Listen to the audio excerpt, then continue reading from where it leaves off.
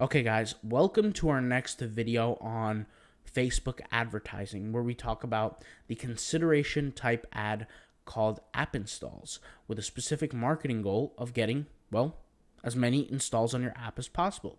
So this is going to be ideal for one group of people. If you own a specific app and you want a lot of people to install it, this is going to be the ad that you want to run. And there's no other ad that you want to do other than this group, other than simply getting app installs. So if you want people to install your app, don't go with any other ad out there, okay? What app installs is going to do for you is ideally you would take the app, right? You would link it, do all this process with the ad. We've done this for multiple clients before. And what you would do here is you would select your marketplace. So if you don't know, let's just go ahead back here.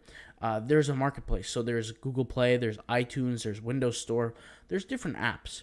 And people know, or developers know, that when they create these apps, they can make a significant amount of money from these apps. And all it has to do is these apps catch like wildfire.